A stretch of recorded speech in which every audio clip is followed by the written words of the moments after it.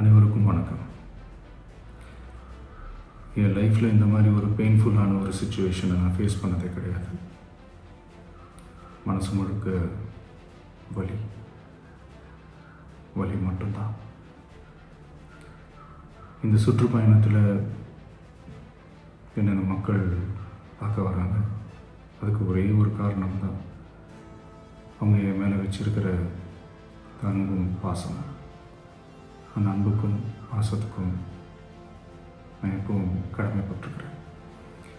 அதனால தான் இந்த சுற்றுப்பயணத்தில் மற்ற எல்லா விஷயங்களையும் தாண்டி மக்களுடைய சேஃப்டி, அதில் எந்த காம்ப்ரமைஸும் பண்ணிடக்கூடாதுன்றதுக்காக தான் அது என் மனசில் ரொம்ப ஆழமாக இருக்கும் அந்த எண்ணம்.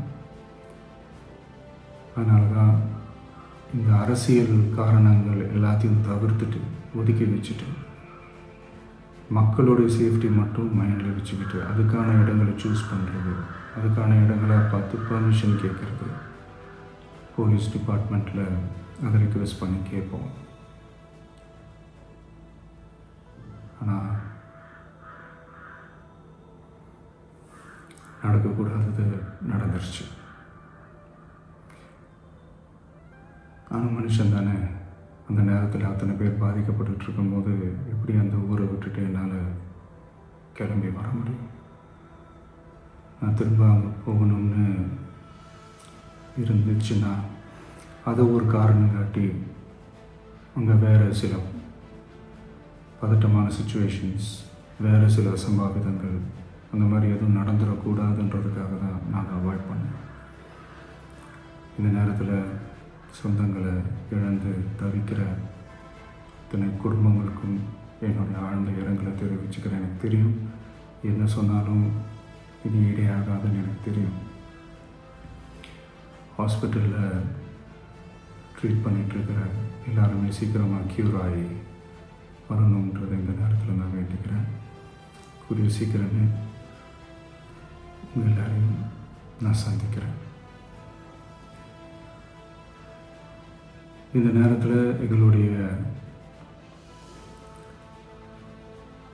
வலிகளை, எங்களுடைய நிலைமையை புரிஞ்சுக்கிட்டு எங்களுக்காக பேசின அரசியல் கட்சிகளை சார்ந்த நண்பர்கள், தலைவர்கள் அனைவருக்கும் என்னுடைய நன்றியை தெரிவிச்சுக்கிறேன். கிட்டத்தட்ட ஒரு 5 மாவட்டத்துக்கு பிரச்சாரத்துக்கு போனோம். இந்த மாதிரி எதுவுமே நடக்கல. ஆனால் கரூரில் மட்டும் ஏன் எப்படி நடக்குது, எப்படி நடக்குது? மக்களுக்கு எல்லா உண்மையும் தெரியும். மக்கள் எல்லாத்தையும் பார்த்துக்கிட்டு இருக்கிறாங்க.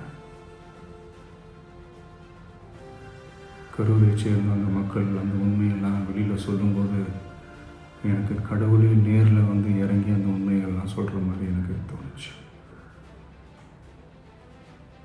சீக்கிரமே எல்லா உண்மைகளும் வெளியில் வரும்.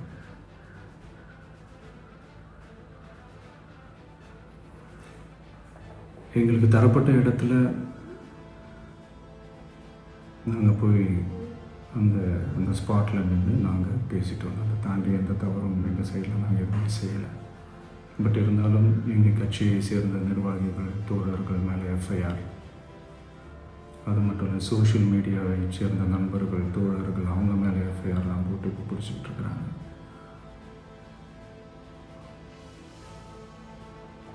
சிஎம் சார், உங்களுக்கு ஏதாவது இந்த பழி வாங்கணும் அப்படின்ற எண்ணம் ஏதாவது இருந்துச்சுன்னா என்ன வேணாலும் பண்ணுங்க. அவங்க மேலே கை வைக்காதீங்க.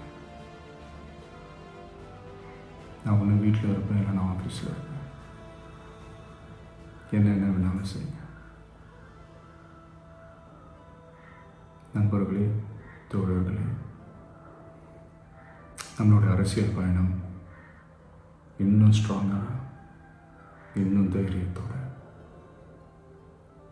கண்டினியூ ஆகும்.